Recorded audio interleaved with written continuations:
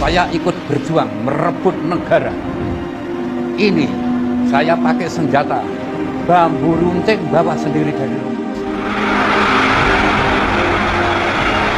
Pada zaman dulu, Indonesia pernah mengalami pertempuran yang sangat sengit. Maka dari itu, setidaknya kita harus bersyukur dengan kondisi Indonesia saat ini. Pada zaman penjajahan Indonesia, beberapa kali melewati pertempuran yang luar biasa, hingga akhirnya Indonesia bisa merdeka dan lepas dari para penjajahan. Masyarakat Indonesia bahu-membahu demi kemerdekaan Indonesia tanpa melihat suku, ras, dan agama. Semua kelompok memiliki tujuan yang sama, yaitu mengusir para penjajah dari tanah Indonesia.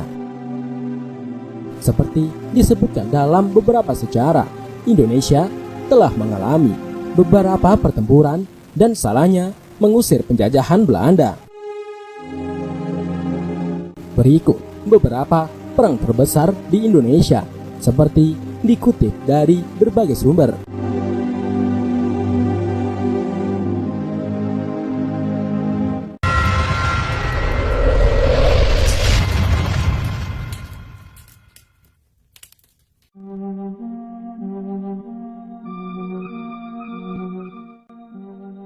Perang Gerilya Jenderal Sudirman. Perang gerilya Jenderal Sudirman yang terjadi pada agresi militer Belanda II. Perang itu pun langsung dipimpin langsung oleh Jenderal Sudirman. Pada saat itu, kondisi Sudirman sedang mengalami sakit yang cukup parah, yaitu penyakit TBC. Meskipun dalam kondisi sakit, Sudirman tidak gentar menghadapi para penjajah.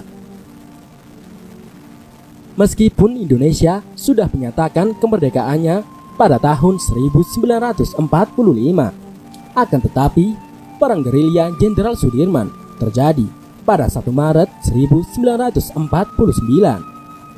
Serangan itu terjadi di seluruh Indonesia, akan tetapi perang itu berpusat di Yogyakarta.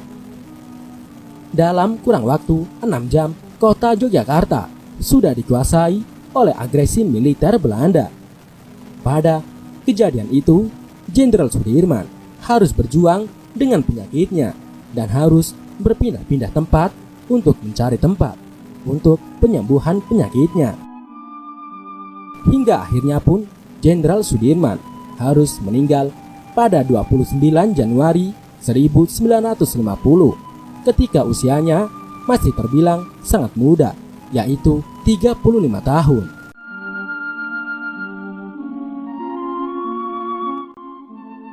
Penyerbuan Batavia. Sebelum menjadi nama Indonesia, pada tahun 1628, VOC yang dipimpin langsung oleh Belanda menginvasi Batavia yang menjadikan pertempuran paling besar. Pada kejadian perang ini dipimpin langsung oleh Sultan Agung dari Kerajaan Mataram yang mencoba menyerang Batavia, di mana itu adalah pusat dari VOC. Pasukan Sultan Agung membuka serangan pada bulan Oktober 1628. Meskipun memiliki 10.000 orang pasukan, akan tetapi pasukan Mataram mampu dikalahkan oleh VOC karena kurangnya persiapan. Setelah kejadian itu, VOC menemukan kurang lebih 700 mayat.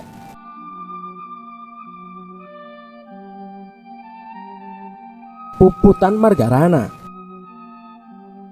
Perang Puputan Margarana pernah terjadi di Bali pada 20 November 1946. Lagi-lagi, perang itu terjadi setelah 1 tahun dinyatakan kemerdekaan Indonesia. Meskipun Indonesia sudah dinyatakan merdeka, namun nyatanya masih ada beberapa tempat yang masih ada peperangan. Pada pertempuran itu dipimpin langsung oleh I Gusti Ngurah Rai untuk tetap mempertahankan desa Margarana dari serangan-serangan Ika. Masyarakat Bali masih tetap mempertahankan dan harus melawan meskipun harus mati. Masyarakat Bali tidak akan pernah menyerah. Dalam pertempuran ini tercatat sebanyak 96 orang meninggal, salah satunya pemimpin pertempuran yaitu I Gusti Ngurah Rai. Sementara di pihak musuh yaitu Belanda kehilangan 400 pasukannya akibat pertempuran itu.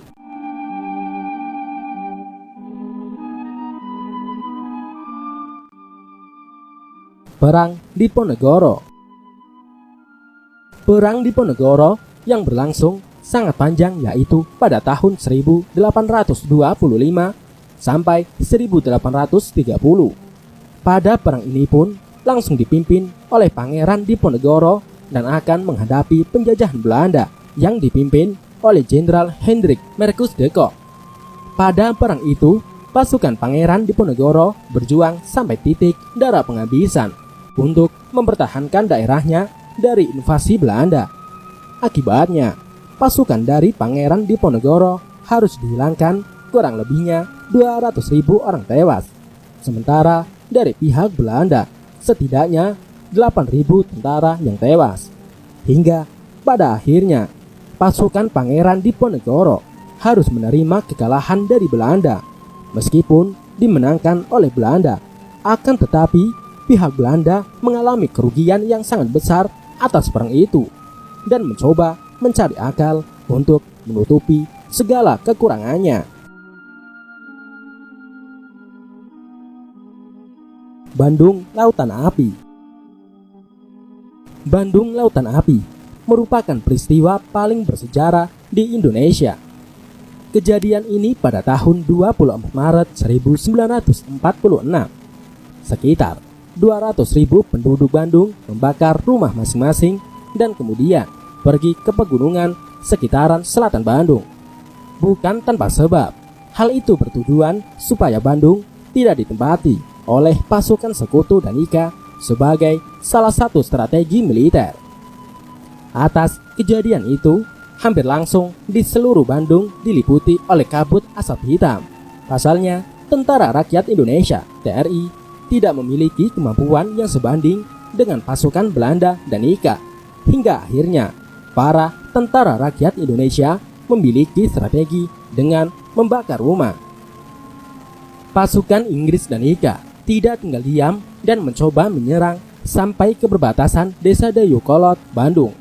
Pasalnya, di desa tersebut ada gudang senjata milik para Sekutu dan IKA.